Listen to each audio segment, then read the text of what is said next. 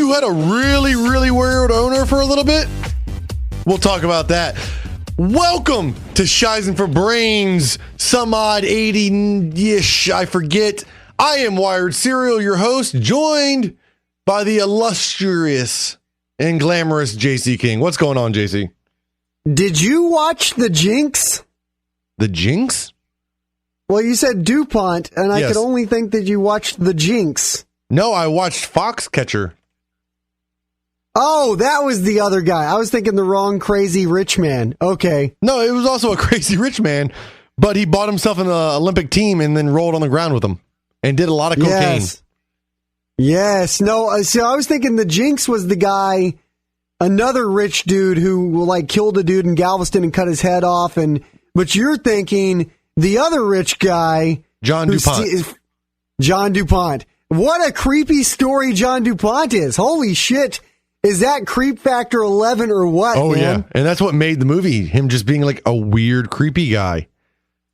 Did you think the movie was extremely boring or fascinating, or I was bored by it? 100% boring, but it was both. It was fascinating as well, because once I bought into the pace and the story of this guy, everybody's performance was amazing, and holy shit, this guy, I don't know, he was weird. I want to say he was should have been locked up, but I can't really think of a crime he committed. But otherwise, just crazy. This is a case, and for those that don't know, I guess we'll catch you up, because there might be some people who are kind of wondering what we're talking about. There's a movie, Steve Carell movie, I think came out last year, called Foxcatcher. Yeah, 2014. Which is, Channing Tatum was in it, and he was a professional, Olympic wrestler. 1985 Olympic gold medal winner in the Olympics. Yeah, and then Steve Carell was John DuPont, who decided he was from the... what is DuPont anyways? That's DuPont gas, is a chemical family or a chemical company, and they make plastics and weird shit. They make all kinds of stuff chemically. Yeah. But they got rich in World War II making ammunition for the war effort, and then now they're the ones that have invented space plastic or whatever that magnets can make dance. And this guy, the guy that was John DuPont, who Steve Carell played, he was very this is like Norman Batesy, right? He was like a son of the rich family. He was the second generation. His father, I think, did it, but he had passed away. So the movie's about his mother, who's into horse, equestrian or whatever. So she has tons of horse trophies, and that's kind of a plot point. He's not into horses. He gets into wrestling, and he's the son of a widowed DuPont. But because he's probably the movie insinuates it, but I'm assuming he's probably a closeted homosexual who has suppressed all of that. Yeah, he suppressed it all and is struggling with it. And that's why he likes wrestling, because it gives him an excuse to roll around on the floor. Yes. Because that's the other big part. And that's what really I thought it was a weird movie until they started embracing, he was very, very rich. And he starts an Olympic team, and he has a training place in his house, and they all live on the property. The Olympic team. The reason it's called Foxcatcher is because that's what his mom is into, the horse fox catching. Right. And it's called Foxcatcher Farms. And on his own, in the middle of the country, on his own farm, he's like, I'm going to build an Olympic wrestling gym.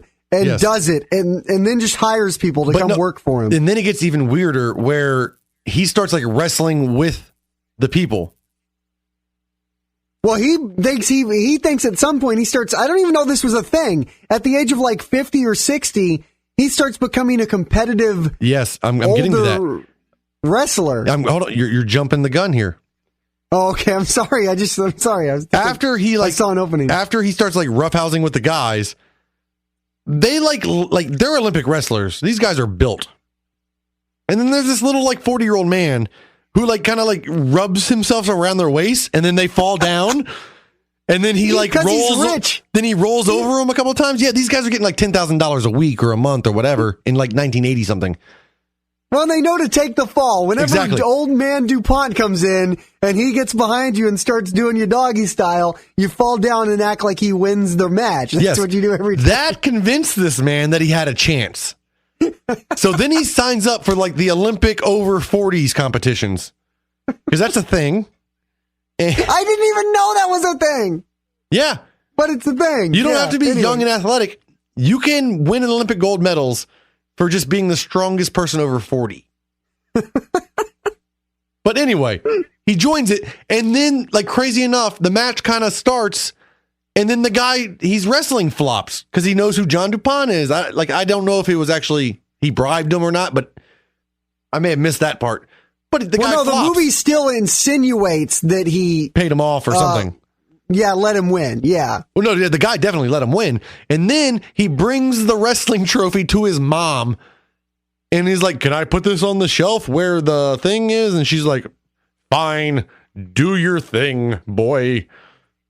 It's a weird... But condescending. She's condescending because it's not a proper sport. Yeah. It's a weird-ass movie. But Steve Carell, I don't know if he won an Oscar. I don't know if he won anything for this movie. But his performance is amazing.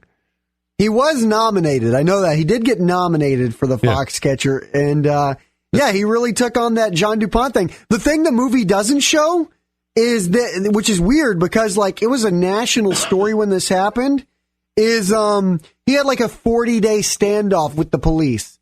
And it did not show that. It was like a Branch Davidian level, like, come out of your house. He won't come out of his house. He's got guns. And there was, like, this whole long standoff. This is John DuPont you're speaking of? Yeah. On Foxcatcher Farm, there was a actual, like, 40-day standoff between John... It might have been 2 weeks. 40 days probably a bit much. But there was, like, a 2-week standoff between John DuPont and the police where he would not come out of his house after... And I won't spoilies it for anybody because I don't want to spoil it. It's officially spoilies. Are we going to spoil the shit out of it? What, the movie? Yeah. Or the fucking... It's a real story, so fuck it, right? Yeah, well, spoil the shit out of it because I have to be honest, and I didn't finish the movie. I fell asleep. Oh, did you really not finish it? No, I planned on watching it tonight. Oh, well, I shouldn't spoil it then. Well, is it that good? I watched like the first 2 hours of I think it's like a 3.5 hour movie. 3 hours and 15 minutes. Yeah, dude, I'm not going to fucking spoil it. Is it that good?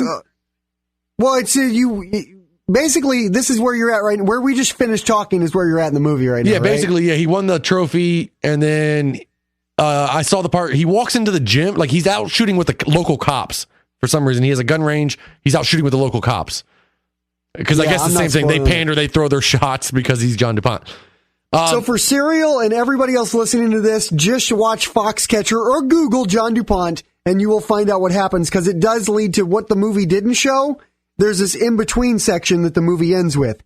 In-between section where I won't tell you what happens, and then 40-day standoff with police. But for some reason... They didn't show the police standoff in the movie, which was very disappointing. So anyway.